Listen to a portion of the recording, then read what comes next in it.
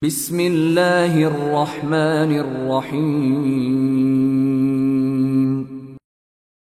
Bersama kita telah hadir yaitu Ustadz Najmi Umar Bakar yang baru pertama kali sepertinya di sini. Kami ucapkan ahlan wa sahlan pada Ustadz. Semoga kedepannya Ustadz bisa rutin menyampaikan kajian di masjid ini. Dan kepada para jemaah mungkin yang baru datang bisa mengisi daftar hadir untuk mengisi nomor telepon. Nanti jika ada kajian berikutnya insya Allah akan kita infokan.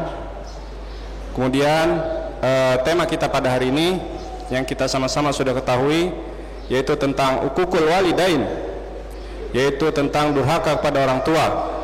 Dan kita semua tahu dan ulama juga tidak ada yang berselisih tentang hal ini bahwa uququl walidain merupakan al-kabair, salah satu dari dosa-dosa besar. Mengapa demikian? Nanti Al-Ustadz akan menjawabkan, nanti Al-Ustadz yang akan menjabarkan. Namun simpelnya, kenapa uququl walidain itu bisa menjadi dosa besar? Karena lawannya yaitu birrul walidain juga merupakan amalan yang berpahala sangat besar. Allah Subhanahu wa taala mengatakan, wa qadara rabbuka alla ta'budu illa iyyah wa bil walidaini ihsana. Dan sembahlah Rabbmu, jangan menyembah kepada selain Rabbmu. Kemudian Allah gandengkan setelah menyembah Allah, Allah merintahkan kita untuk berbuat baik kepada orang tua. Dan ini sejalan dengan hadis Nabi SAW.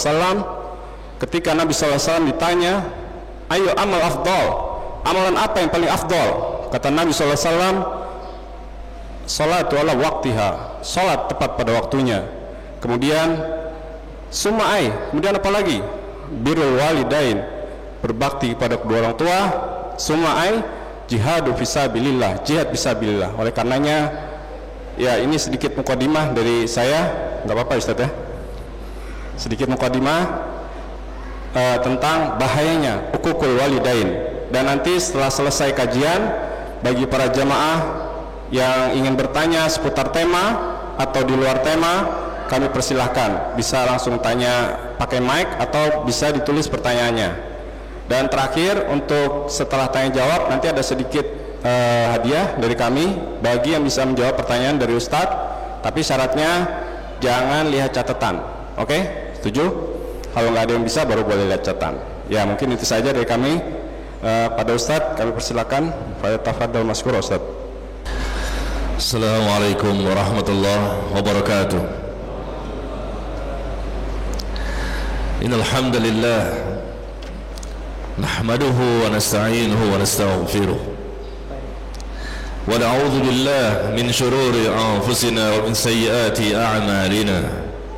May yahdihillahu fala mudilla lahu wa may yudlil fala hadiya lahu. Asyhadu an la ilaha illallah wahdahu la syarika lahu wa asyhadu anna Muhammadan abduhu wa rasuluh sallallahu alaihi wa ala alihi wasallam.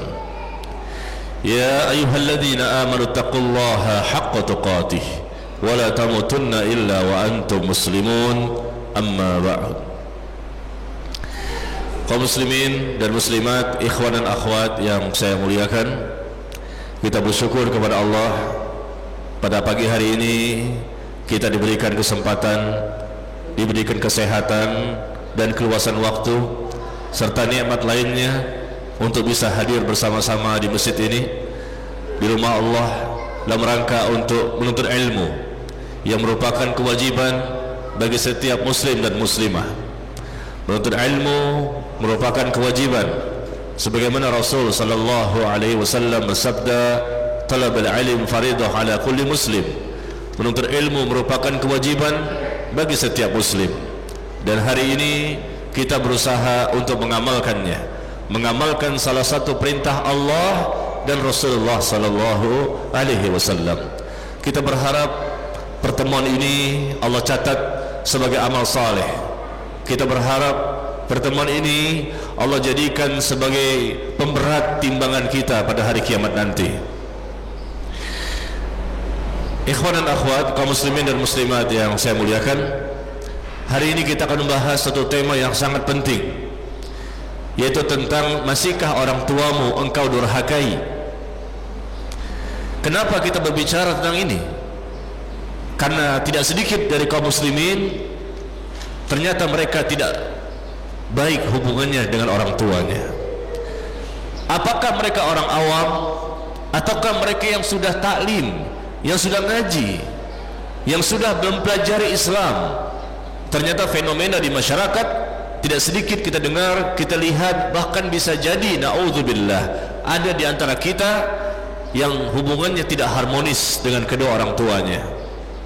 Masihkah orang tua mau kau durhakai? Kenapa kita durhakai mereka? Padahal perintah Allah adalah agar kita berbakti kepada mereka.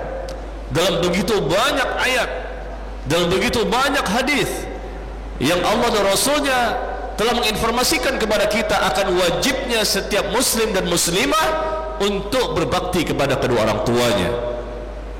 Dan Allah dan Rasulnya melarang setiap muslim dan muslimah untuk berbuat durhaka kepada kedua orang tuanya.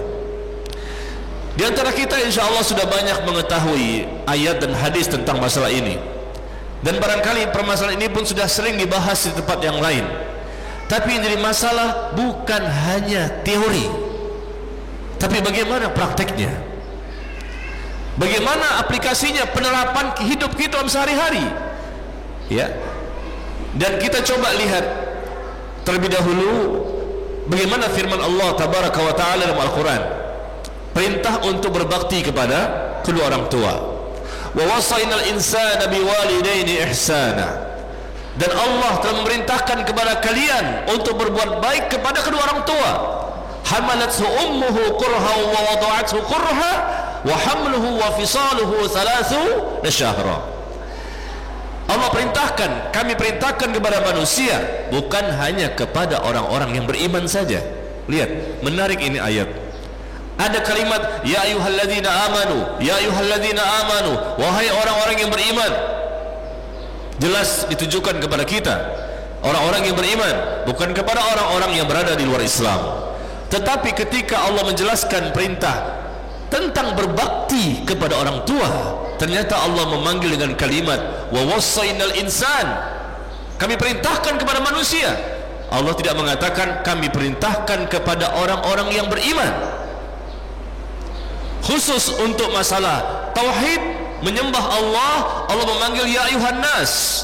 Hendaknya mereka menyembah Allah semuanya. Khusus untuk berbakti kepada orang tua, Allah menyebut dengan kami perintahkan kepada semua manusia. Masya Allah, bukan orang beriman saja.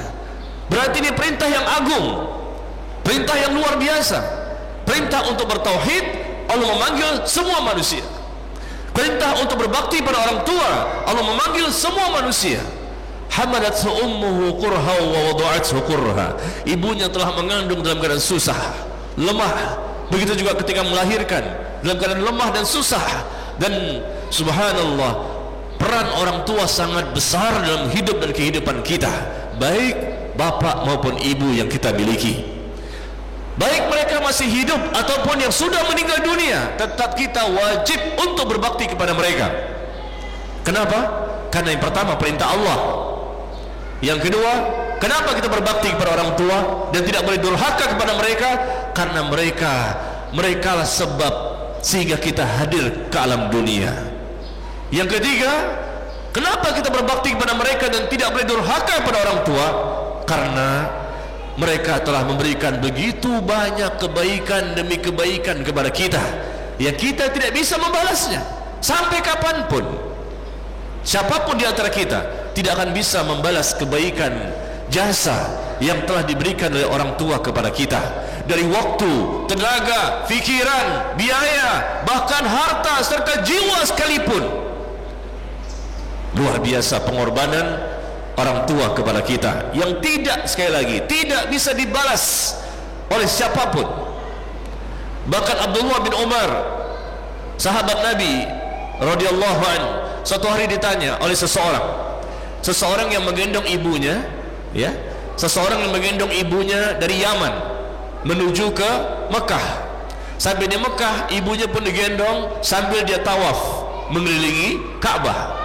Bayangkan begitu capeknya anak ini, dari Yaman menggendong ibunya yang sudah tua sampai di Mekah. Ketika tawaf pun digendong juga karena ibunya tidak bisa berjalan. Maka orang ini bertanya kepada Abdullah bin Umar, "Ya Ibn Umar, atarani jazaituha?" Wahai Abdullah bin Umar, apakah engkau menilai, menganggap diriku telah membalas jasa kebaikan ibuku? La wala bizafratin wahidah. Tidak, kata Abdullah bin Umar, meskipun hanya sekedar satu tarikan nafas ketika dia melahirkan dirimu. Meskipun hanya satu tarikan nafas ketika ibu itu melahirkan anaknya, tidak bisa dibalas. Coba kita lihat ketika seorang ibu melahirkan seorang anak, begitu susahnya antara hidup dan mati. Ya, kalau kita pernah melihat bagaimana kondisi orang yang melahirkan, yang luar biasa, begitu susahnya, begitu capeknya, begitu lelahnya, begitu sakitnya, antara hidup dan mati, mempertaruhkan nyawa. Dan Abdullah bin Umar menasihati orang tersebut bahwa engkau belum bisa membalas kebaikan ibumu meskipun engkau telah menggendongnya dari Yaman menuju ke Mekah, kemudian sampai di Mekah engkau menggendong ibumu untuk tawaf di Baitullah. Kata Abdullah bin Umar, engkau tidak bisa membalas kebaikannya meskipun hanya satu tarikan nafas ketika ibumu melahirkan dirimu. Masya Allah. Kalau kita tahu bagaimana pengorbanan mereka, tentunya kita tidak akan durhaka kepada mereka. Tapi fenomena yang terjadi adalah ternyata tidak sedikit kaum muslimin yang mereka durhaka kepada orang tuanya. Allah perintahkan kita untuk bersyukur kepada Allah atas nikmat yang telah Allah berikan kepada kita, dan Allah pun perintahkan kepada kita untuk bersyukur, berterima kasih kepada kedua orang tua yang telah memberikan begitu banyak kebaikan kepada kita. Tahukah kita bahwa ridho Allah itu tergantung kepada ridho orang tua? Ridho Allah fi ridhol walid wa sakhatullah fi sakhatil walid. Ridho Allah itu bagaimana? Yaitu tergantung kepada ridhonya orang tua, dan murkanya Allah tergantung kepada murkanya orang tua. Ragima anfun thumma ragima anfu thumma ragima anfu man adraka abawaihi 'indal kibar wa lam yadkhulul jannah. Sungguh merugilah, kata Nabi alaihissalatu wassalam, merugi dan merugi. 3 kali Nabi mengatakan demikian. Kenapa? Karena dia sempat mendapati kedua orang tuanya masih hidup, tapi ternyata dia tidak mendapatkan kesempatan untuk masuk ke dalam surga. Ikhwan dan akhwat, kaum muslimin dan muslimat yang saya muliakan, ini bukan masalah remeh ya, ini masalah besar. Bagaimana ridho Allah tergantung kepada ridho orang tua, dan murkanya Allah tergantung kepada murkanya orang tua. Kapan? Ketika orang tua itu benar. Ketika orang tua itu benar, mereka mendidik kita, membimbing kita, memberikan pengarahan kepada kita, dan mereka sudah mendoakan kita, dan mereka sudah membesarkan kita dengan begitu panjang, berpuluh-puluh tahun. Kita berikan beban yang sangat berat kepada kedua orang tua. Sudah sewajarnya kita berbakti, berbuat baik kepada mereka. Semua para nabi dan rasul berbakti kepada orang tua. Kita lihat dalam Al-Quran bagaimana Nabi Ibrahim berdoa kepada Allah, Rabbana ighfirli wa liwalidayya walil mu'minin yauma yaqumul hisab. Wahai Rabb kami, pencipta kami, pemelihara kami, dan seterusnya, ampunilah dosa-dosaku, dosa kedua orang tuaku, dan orang-orang beriman pada hari penghisapan nanti, yauma yaqumul hisab. Subhanallah. Para nabi mereka semua ingat kepada orang tuanya, maka mereka berikan apa yang bisa mereka berikan, pelayanan, perhatian, kepedulian kepada orang tuanya. Tidak ada satupun orang bertakwa di muka bumi ini, melainkan pasti mereka termasuk orang yang berbakti kepada orang tua. Siapa di antara kita yang durhaka kepada orang tua? Maaf, mungkin salatnya baik, mungkin ibadahnya bagus, mungkin pergaulan dengan manusia juga bagus, puasanya, zakatnya, ya dia penutupin aurat dengan jilbabnya dan segala macam, tapi ternyata dengan orang tua tidak harmonis, bahkan durhaka pada orang tua, maaf, orang tersebut tidak akan bisa disebut orang yang soleh dan solehah, tidak akan bisa disebut wallahi sebagai orang yang bertakwa, karena semua orang bertakwa pasti dia berbakti kepada kedua orang tuanya. Dan kita coba lihat bagaimana perkataan dari Nabi sallallahu alaihi wasallam dalam hadis Amr bin Murrah al-Juhani radhiyallahu anhu berkata, ja'a rajulun ila Nabi sallallahu alaihi wasallam, satu hari datang seseorang kepada Rasul alaihi salatu wassalam dan dia berkata, ya Rasulullah, syahidtu an la ilaha illallah wa annaka Rasulullah. Seseorang datang kepada Rasulullah dan mengatakan, ya Rasulullah, sesungguhnya aku bersaksi, aku bersaksi bahwa tidak ada sesembahan yang berhak disembah kecuali Allah, dan aku bersaksi bahwa engkau adalah Rasulullah. Nah, ini persaksian ya, datang menunjukkan persaksian di depan Nabi. Kemudian wasalaitul hams, aku pun salat 5 waktu, wa adaitu zakata mali, dan aku pun menunaikan zakat, setiap tahun aku mengeluarkan zakat, aku salat, aku zakat, dan wasumtu Ramadan, dan aku pun berpuasa di bulan Ramadan. Berarti rukun Islam dia lakukan. Subhanallah ya, dia mengucapkan 2 kalimat syahadat, dia salat 5 waktu, kemudian dia mengeluarkan zakat dengan hartanya yang halal, dan dia pun berpuasa di bulan Ramadan. Bahkan di hadis lain dikatakan bahwa dia juga menunaikan ibadah haji. Lengkap rukun Islam.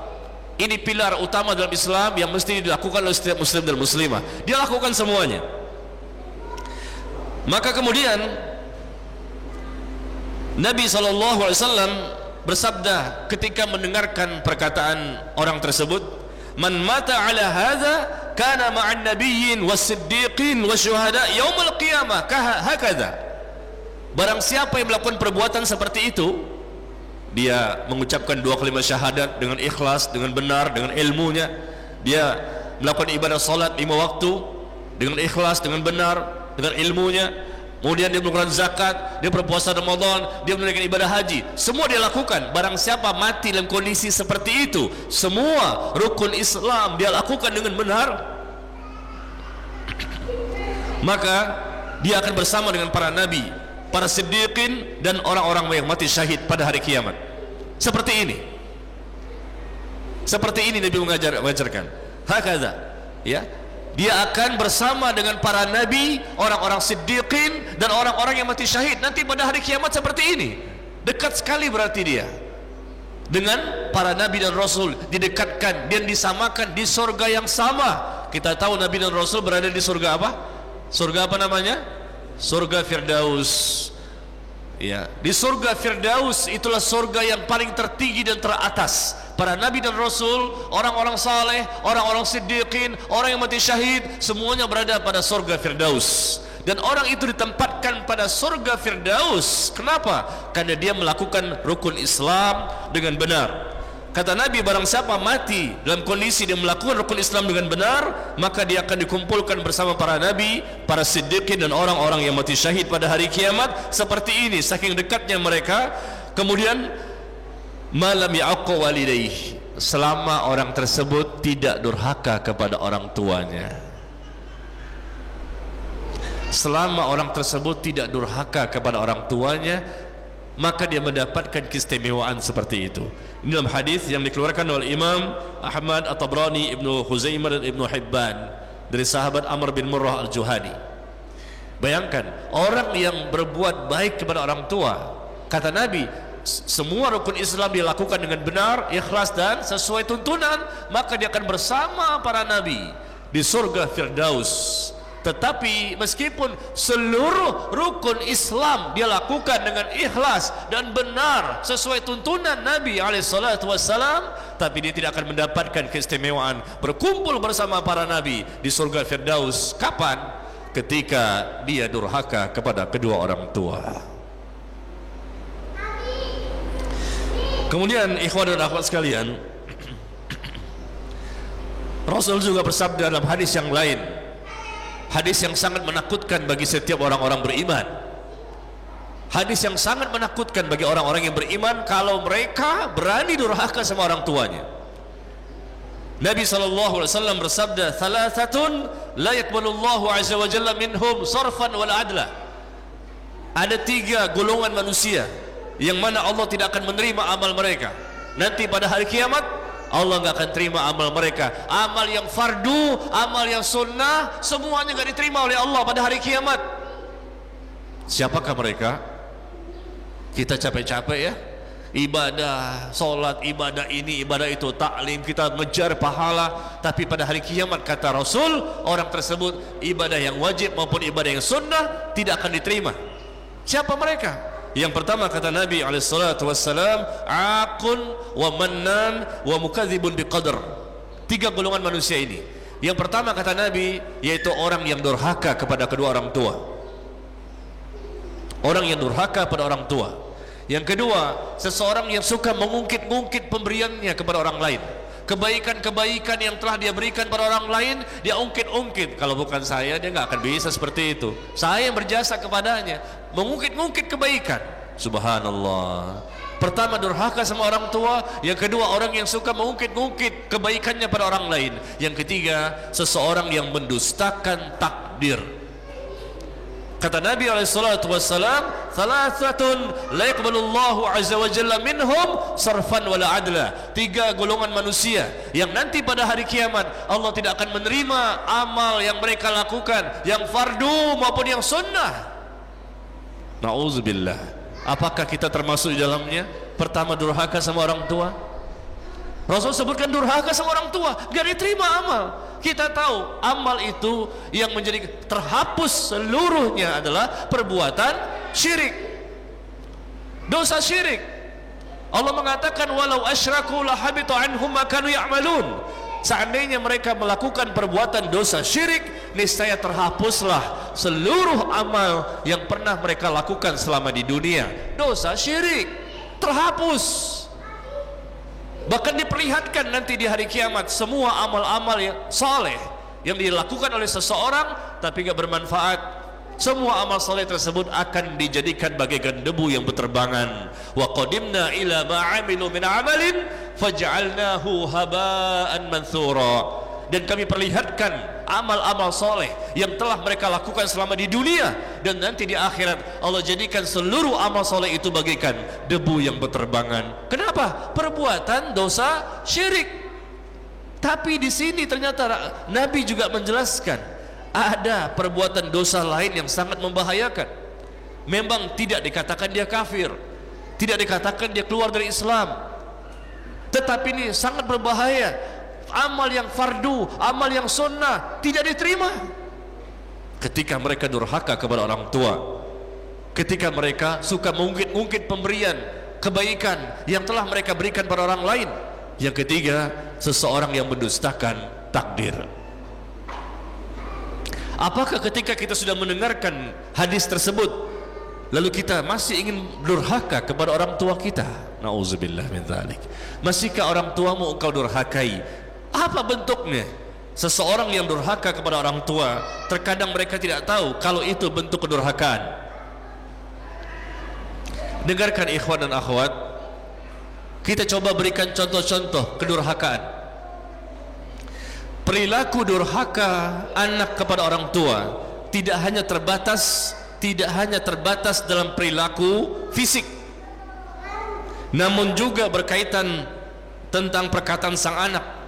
Ketika anak itu membentak orang tuanya, bersuara keras dan menghardik orang tuanya, sampai menyebabkan orang tua itu menangis. Subhanallah. Dia membentak, berkata kasar, berkata dengan volume suara yang keras. Ini adalah durhaka. Nggak boleh kita dengan orang tua dengan perkataan yang lemah lembut. Fala taqul lahuma uff, kata Allah, jangan kamu katakan kepada kedua orang tuamu dengan kalimat uff. Apa itu uff? Coba kalau kita evaluasi, sampai hari ini kita pernah gak mengatakan ibu nih gimana sih? Lihat kalimat kita gak remeh. Bapak nih gimana sih? Uff. Itu perbuatan durhaka, dosa besar. hanya mengatakan, gimana sih bapak nggak ngerti, ibu gimana sih, ternyata Allah katakan jangan katakan kepada mereka dengan perkataan wa qul lahuma qawlan karima, dan katakan kepada mereka berdua dengan kalimat yang mulia, kalimat yang sopan, kalimat yang lembut, kalimat yang sangat menyenangkan hati mereka. Siapa di antara kita yang pernah membentak orang tuanya, berkata kasar, berkata dengan volume yang sangat tinggi, menghardik sampai bahkan orang tua itu nangis? Maka pulang dari sini segera minta maaf, segera minta ampun kepada mereka, minta maaf kepada mereka, karena ridho Allah tergantung ridhonya mereka, dan murka Allah tergantung dengan murkanya mereka. Tidak selamat kita, tidak ada keselamatan, tidak ada kebahagiaan, tidak ada keberkahan, tidak ada kebaikan dunia dan akhirat siapapun mereka yang durhaka kepada kedua orang tua. Tidak ada kebaikan. Meskipun maaf, Anda sukses dunianya dengan gaji per bulan yang sangat besar, rumah yang megah, mobil yang mewah, segala nikmat dunia Anda dapatkan, tetapi ketika durhaka sama orang tua, maaf, tidak berkah, uang panas. Artinya uang banyak pun tapi tidak menjadi kita bahagia, tidak ada ketenangan. Seseorang yang durhaka pada orang tua, maka ini merupakan dosa besar dan merupakan sesuatu yang akan mendatangkan laknat Allah kepada mereka. Bukan rahmat. Rahmat itu kasih sayang, laknat itu jauh dari kasih sayang Allah. Dan seseorang yang durhaka pada orang tua, maka menjadi penghalang untuk mereka masuk ke dalam surga. Dan orang yang durhaka pada orang tua, maka menyebabkan amal mereka tidak diterima. Orang yang durhaka pada orang tua menyebabkan doa-doa mereka tidak dikabulkan oleh Allah. Masya Allah. Orang yang durhaka pada orang tua, maka tidak terhapus dosa-dosanya. Kemudian orang yang durhaka sama orang tua, azab mereka akan didapatkan di dunia. Dan orang yang durhaka sama orang tua, mereka pun tidak akan mendapatkan anak yang soleh dan solehah. Dan orang yang durhaka sama orang tua, mereka akan mendapatkan su'ul khotimah. Bagaimana anak kita menjadi anak yang soleh, anak penyejuk pandangan hati dan mata kita? Ternyata kita durhaka sama orang tua. Birru aba'akum tabirrukum abna'akum, berbaktilah pada orang tuamu, maka anakmu pun akan berbakti kepadamu. Berbakti pada orang tuamu, nanti pun anak akan berbakti kepada kita.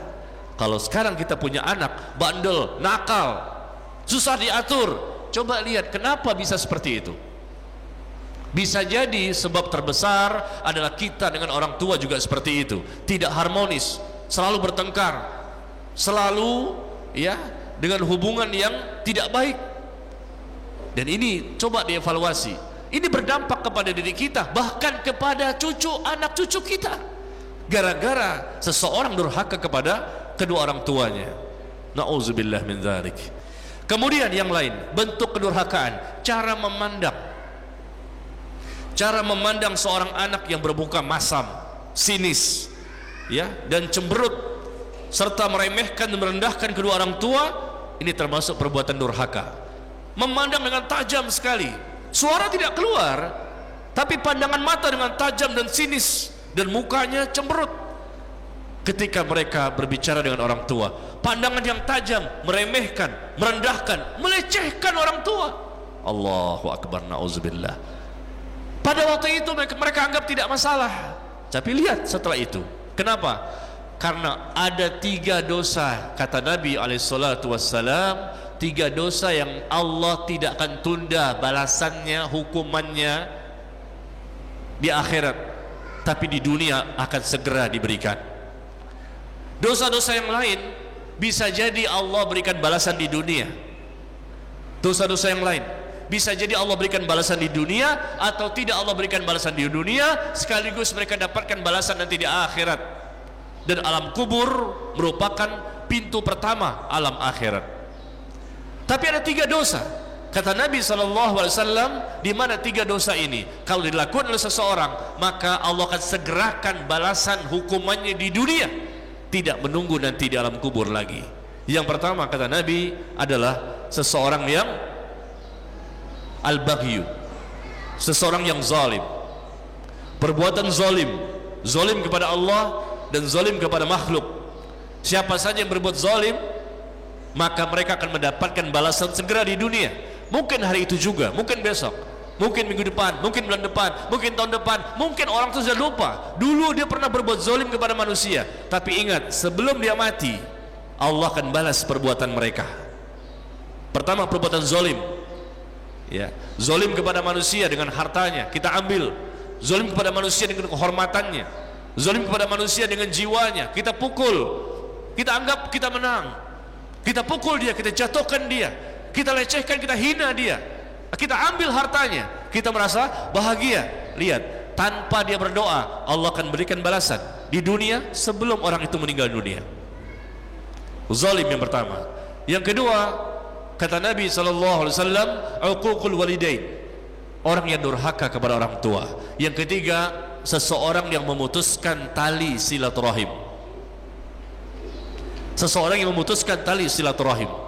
Na'udzubillah. 3 dosa ini bukan berarti tidak ada lagi dosa yang lain. Dosa itu banyak dalam Islam, tapi ada 3 dosa yang kata Nabi akan diberikan, disegerakan balasannya, hukumannya di dunia. Yang lain bisa jadi di dunia, bisa jadi di akhirat. Tapi 3 dosa ini Allah segerakan balasannya bagi pelakunya di dunia. Pertama apa? Zalim, al-baghi, seseorang yang berbuat zalim. Yang kedua, durhaka sama orang tua. Yang ketiga, memutuskan tali silaturahim.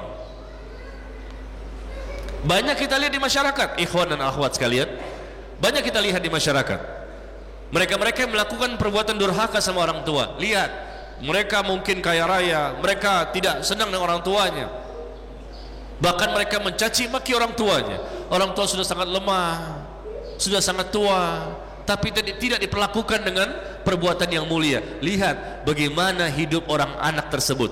Ternyata dia mengalami berbagai macam musibah. Kemudian bentuk durhaka yang lain. Tadi pertama dari sisi fisik, yang kedua dari sisi suara, yang ketiga dari sisi mata, cara pandang. Kemudian yang seterusnya adalah memberatkan orang tua. Memberatkan orang tua dengan banyak permintaan. Kita selalu meminta orang tua, padahal orang tua tidak mampu. Kita paksa mereka, kita beratkan mereka, padahal mereka tidak mampu untuk memenuhi permintaan kita. Ya sudah, jangan dipaksa, kesian mereka. Mereka udah capek mengurus kita dari kecil selama bertahun-tahun. Coba kalau kita jadi seperti itu. Kalau kita sebagai orang tua punya anak juga, yang anak tersebut ternyata memberatkan kita, pasti kita akan sedih dan menangis. Kemudian durhaka kepada orang tua dalam bentuk yang lain adalah lebih mementingkan pasangan hidup daripada orang tua. Begitu sudah menikah, punya istri, punya suami, punya anak, ternyata orang tua nomor sekian. Demi Allah, ini perbuatan dosa besar. Kita nikah nggak nikah, tetap orang tua adalah manusia yang harus kita muliakan. Nggak boleh kita tinggalkan itu. Istri kita baru berapa lama dengan kita, anak kita berapa lama dengan kita. Ini orang tua. Bahkan sebelum kita lahir ke alam dunia, ibu kita sudah mengandung dalam kondisi yang lemah, dengan kondisi yang susah selama 9 bulan lebih. Kita beratkan tubuhnya, kemudian melahirkan, kemudian dididik, dibimbing, diberikan asupan dan lain-lain. Begitu susah dan capeknya mereka. Kenapa begitu setelah menikah kita tinggalkan mereka orang tua? Tidak boleh, ikhwan dan akhwat. Tetap kita ingat pada mereka. Setiap saya khutbah nikah dimanapun saya khutbah, maka saya sampaikan hal seperti ini. Anda berdua sudah menikah, alhamdulillah. Tapi tahukah Anda pada hari ini proses akad pernikahan sudah selesai? Tahukah Anda bahwa orang yang paling bahagia bukan Anda? Yang paling bahagia dengan kondisi pernikahan Anda berdua bukan Anda berdua, pasangan suami dan istri, tapi orang tua, orang kalian masing-masing. Orang tua kalian masing-masing adalah manusia yang paling berbahagia pada hari ini ketika mereka menyaksikan proses akad nikah Anda berdua. Jangan lupakan orang tua. Selalu kita ingatkan ketika nasihat perkawinan. Jangan lupakan orang tua, karena banyak fenomena di masyarakat ketika sudah menikah memiliki istri atau suami, lalu mereka mulailah menjaga jarak, lalu sedikit demi sedikit, lama-lama betul-betul terpisah dan tidak ada lagi kepedulian, perhatian, nelpon saja lama, susah sekali.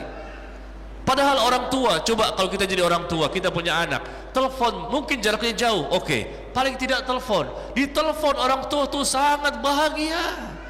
Hanya telepon, tapi bahagianya luar biasa. Bagaimana kalau kita datang, bahkan membawa hadiah, membawa buah tangan, Masya Allah, tanpa membawa apa-apa pun, hanya melihat wajah anaknya itu sudah bahagia. Orang tua itu langsung dia doakan, ya Allah, berikanlah kebaikan kepada anakku. Masya Allah, tanpa kita membawa apapun, orang tua sudah bahagia ketika kita mendatangi mereka. Ya, maka janganlah kita pelit dengan waktu, pelit dengan harta dalam masalah orang tua. Apa yang mereka butuhkan, bantu. Mereka butuh waktu pada kita berikan. Ketika waktu-waktu yang bisa kita berikan, kenapa tidak?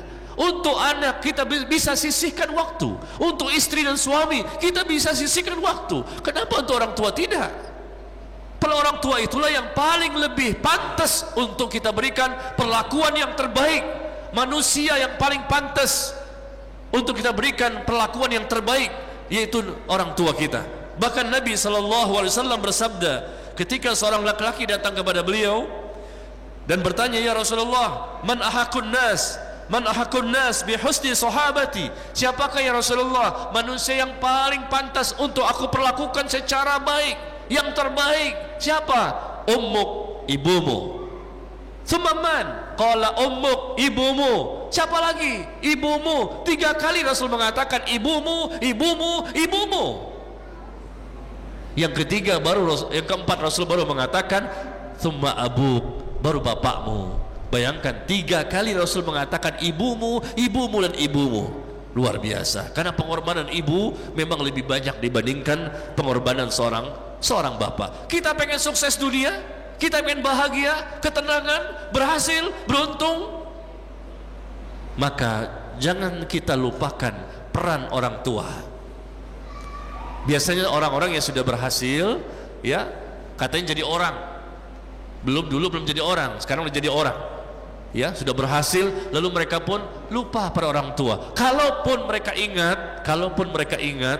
ternyata tidak seberapa banyak ingatan mereka kepada orang tuanya. Nauzubillah. Jangan terlena ikhwan dan akhwat. Jangan kita tertipu dengan apa yang kita miliki.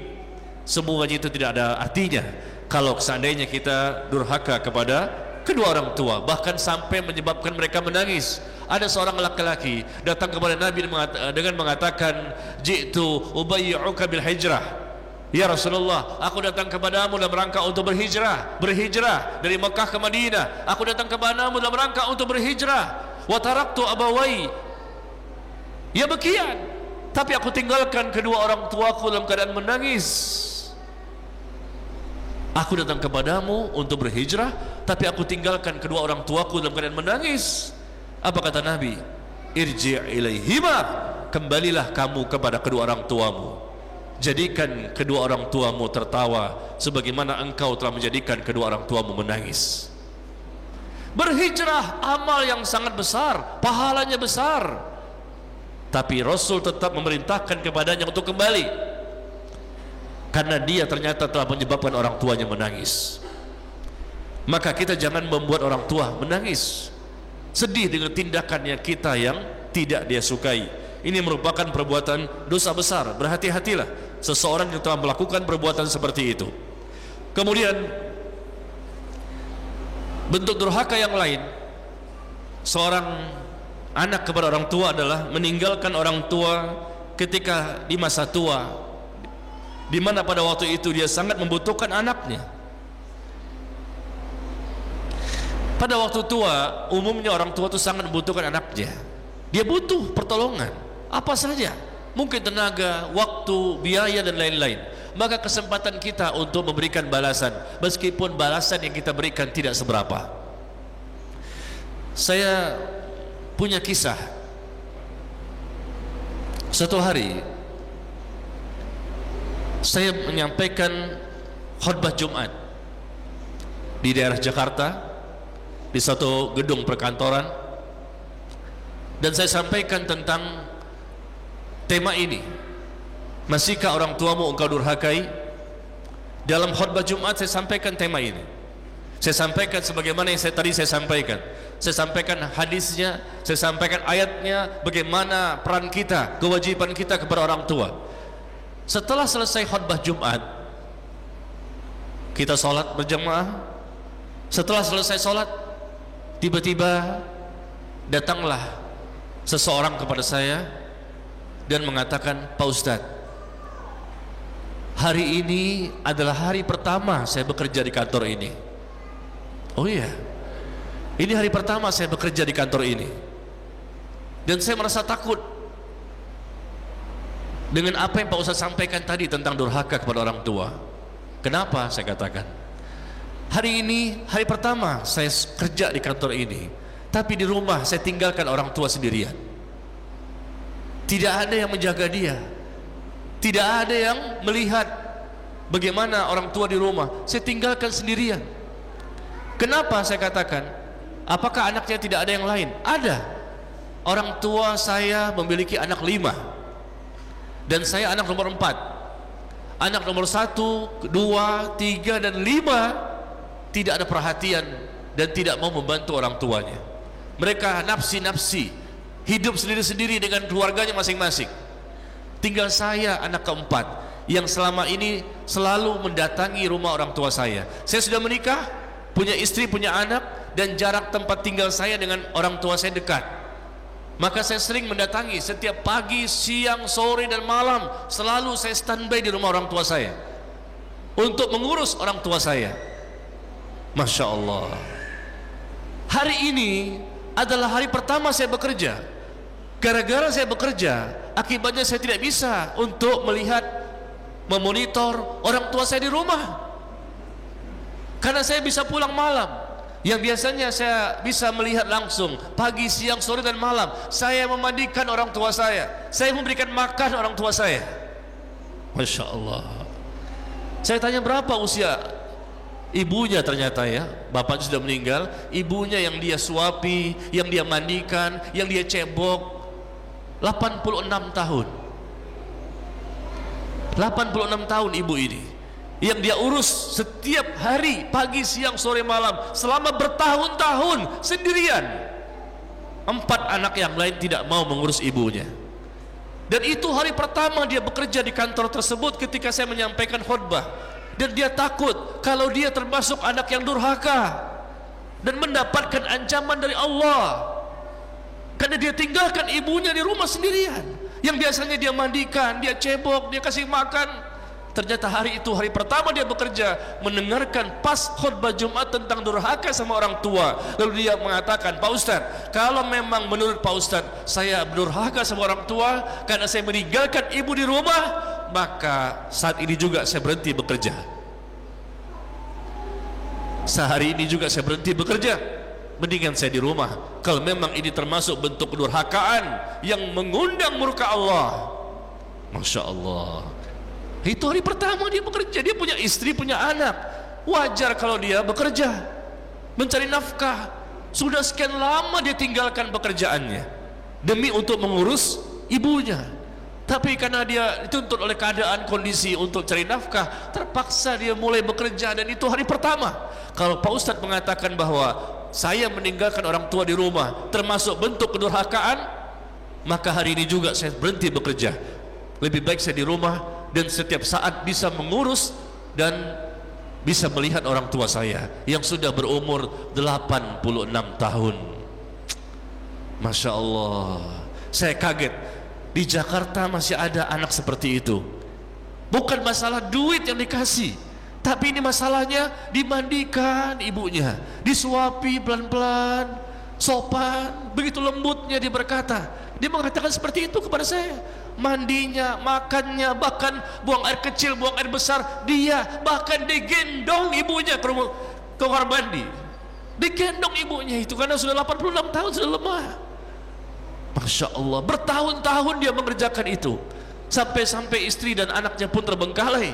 Anak yang lain yang 4 tidak peduli. Subhanallah. Maka dia bertanya, Pak Ustaz, sekarang juga saya ingin bertanya, tolong putuskan, tolong berikan jawaban. Itu selesai Jumatan, apakah saya harus berhenti bekerja atau saya tetap bekerja di sini? Karena saya takut dengan akibat kedurhakaan seorang anak, yang mana Allah pun akan memberikan ancaman yang begitu besar, yaitu apa? Akan diberikan balasan di dunia sebelum di akhirat, dan amal soleh yang dilakukan anak tersebut pun akan hilang seketika. Karena Rasul mengatakan thalathatun, 3 golongan manusia yang amal yang fardu maupun yang sunnah tidak akan diterima oleh Allah pada hari kiamat. Ternyata yang pertama kali adalah orang yang durhaka sama orang tua. Apakah saya meninggalkan orang tua bentuk kedurhakaan? Kalau iya, saya berhenti. Maka saya mengatakan kepadanya, akhi, insyaallah antum termasuk penghuni surga. Insyaallah antum termasuk penghuni surga. Luar biasa pengorbanan yang dia lakukan. Betapa capeknya dia mengurus orang tuanya. Betapa letihnya seorang anak memperhatikan orang tuanya. Saya terharu dan tersentuh mendengarkan cerita yang dia sampaikan kepada saya. Sampai hari ini saya masih ingat orangnya. Terkadang-kadang dia ikut taklim saya di tempat yang lain. Subhanallah. Akhi, insyaallah antum termasuk penghuni surga. Dengan apa yang antum sampaikan, dengan apa yang antum perbuat selama bertahun-tahun, bukan sehari 2 hari, bukan sebulan 2 bulan, tapi bertahun-tahun dia mengurus ibunya, Masya Allah. Dan tetap juga dia ibadah, dia ikut ta'lim juga, Masya Allah. Betapa bahagianya. Dan saya memberikan solusi pada waktu itu, alangkah baiknya Anda tetap bekerja dan minta kepada istri untuk menemani ibu Anda di rumah, sehingga Anda bisa tetap mencari nafkah. Karena kalau Anda tetap mengurus ibu di rumah 24 jam, bagaimana tanggung jawab Anda sebagai pemimpin rumah tangga? Anda suami, mencari nafkah wajib. Anda punya istri, Anda punya anak, maka Anda harus mencari nafkah. Lalu bagaimana dengan ibu saya di rumah? Anda punya istri kan? Tolong sampaikan kepada istri. Dan jarak rumah Anda dengan ibu Anda dekat, bisa ditempuh dengan mudah. Maka mintalah kepada istri untuk sering-sering mendatangi ibu Anda. Istri yang urus makannya, minumnya, segala macam. Minta pengertian kepada istri untuk mengurus mertuanya yang sudah berumur 86 tahun. Supaya apa? Supaya suaminya bisa tetap mencari nafkah. Tapi kalau istri tidak pengertian, ini susah. Maka dia berterima kasih. Terima kasih Ustaz, jazakallah khairan. Saya akan coba bicarakan dengan istri. Karena selama ini bukan istrinya yang diminta untuk membantu. Karena dia tahu dialah anaknya, dan dia ingin mengejar keutamaan yang luar biasa. Dia bertanggung jawab. Karena usia orang tua sudah sangat tua, sudah sangat sepuh, 86 tahun. Dan bisa jadi dekat sedikit lagi waktunya untuk bisa meninggal dunia. Dan dia tidak mau untuk mengecewakan orang tuanya, dan dia pun tidak ingin sampai orang tua itu meninggal dunia ternyata dia pun tidak mendapatkan ridho Allah Subhanahu wa taala. Coba Anda ikhwan dan akhwat perhatikan bagaimana kisah yang sangat sedih ini, sangat mengharukan. Seseorang yang takut dengan durhaka pada orang tua sampai-sampai dia rela untuk meninggalkan pekerjaannya. Bukan hanya itu 1 hari, tapi memang sebelumnya sudah bertahun-tahun dia mengurus ibunya. Pernahkah kita seperti itu? Pernahkah kita seperti itu? Bisa jadi ketemu pun jarang kita dengan orang tua, menelpon pun jarang dengan orang tua. Padahal itulah pahala yang sangat besar. Dengan sebab itu Allah berikan hidayah kepada kita. Dengan sebab berbakti pada orang tua, Allah berikan rahmat kepada kita. Subhanallah. Maka ikhwan dan akhwat sekalian, jangan sampai kita lupakan orang tua.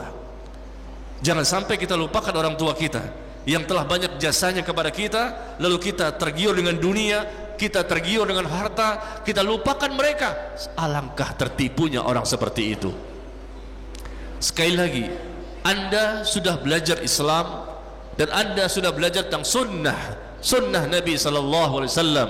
Anda sudah belajar tentang manhaj, bagaimana cara beragama yang benar, bukan hanya akidah, bukan hanya ibadah, bukan hanya akhlakul karimah, tapi juga bagaimana hubungan interaksi antara anak dan orang tua. Meskipun memang bisa jadi orang tua itu kadang-kadang ya menjengkelkan anaknya. Mungkin orang tua yang salah. Oke, nggak semua orang tua itu baik. Kadang-kadang orang tua yang menjengkelkan anaknya, mungkin dia di pihak yang salah. Tapi sudahlah, biar bagaimanapun tetap mereka adalah orang tua kita. Biar bagaimanapun tetap mereka adalah sebab sehingga kita bisa lahir ke alam dunia. Dan biar bagaimanapun tetap merekalah yang telah memberikan begitu banyak pengorbanan kepada kita. Sabar. Saya yakin saya dan Anda pernah melihat perkataan orang tua, perbuatan orang tua yang salah dan menjengkelkan hati kita. Tetapi sabar. Dengan kesabaran tersebut, insya Allah Allah pun akan memberikan hidayah kepada kedua orang tua kita. Dengan kesabaran tersebut, akhirnya Allah pun berikan pahala yang besar kepada kita. Maka ikhwan dan akhwat sekalian, tema kita, masihkah orang tuamu engkau durhakai? Mulai hari ini kita berikrar dan kita bertekad untuk tidak lagi melakukan perbuatan durhaka kepada orang tua kita. Siap? Mulai hari ini kita berikrar dan berjanji kepada Allah, bukan kepada saya, bahwa kita siap insya Allah dengan segala kekuatan yang Allah berikan kepada kita, dengan segala nikmat yang telah Allah berikan kepada kita, dengan segala kekuatan yang Allah berikan kepada kita, maka kita berikrar dan berjanji kepada Allah bahwa kita akan membahagiakan kedua orang tua kita. Siap? Meskipun mereka sudah meninggal dunia, masih ada kesempatan kita untuk membahagiakan mereka. Durhaka pada orang tua bukan hanya ketika orang tua masih hidup saja. Durhaka kepada orang tua juga bisa dilakukan ketika orang tua sudah meninggal dunia. Ikhwan dan akhwat, kedurhakaan bukan hanya ketika mereka masih hidup saja, tapi ketika mereka sudah meninggal dunia pun masih terbuka peluang untuk durhaka kepada orang tua. Begitu juga berbakti, birrul walidain, berbakti kepada orang tua bukan hanya ketika orang tua masih ada di dunia saja. Berbakti pada orang tua juga bisa dilakukan ketika orang tua sudah meninggal dunia. Masih ada kesempatan kita berbakti kepada mereka.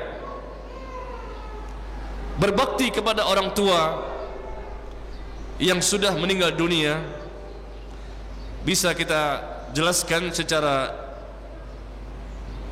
umum apa saja bentuk berbakti kepada orang tua yang mana mereka sudah meninggal dunia. Di antaranya adalah ketika mereka wafat, ketika mereka meninggal dunia, maka yang mengurus proses penyelenggaraan jenazah adalah kita sebagai anaknya. Itu berbakti. Ini berbakti yang pertama. Ketika orang tua sudah meninggal dunia, maka kitalah yang paling pantas untuk mengurus jenazahnya. Siapa yang memandikan? Kita. Siapa yang mengkafani? Kita. Siapa yang menjadi imam solat jenazah? Kita. Dan siapa yang menguburkan orang tua? Kita juga. Ini berbakti yang pertama. Ketika orang tua sudah meninggal dunia. Kalau orang tua masih hidup, banyak di antara kita yang tahu bagaimana cara berbakti. Sekarang kita bicara orang tua kalau sudah meninggal dunia nanti. Apa yang bisa kita lakukan? Yang pertama kali, urus jenazahnya. Maka kita harus tahu bagaimana cara memandikan jenazah. Kita belajar dari sekarang bagaimana cara memandikan jenazah. Seorang bapak dimandikan oleh anak laki-lakinya, seorang ibu dimandikan oleh anak wanitanya. Ya. Jadi kalau ibu yang meninggal tidak dimandikan oleh anak laki-laki, Tapi kalau ibu meninggal, dimandikan oleh anak perempuannya kalau ada. Dan kalau bapak meninggal, yang memandikan adalah anak laki-lakinya, bukan anak perempuannya.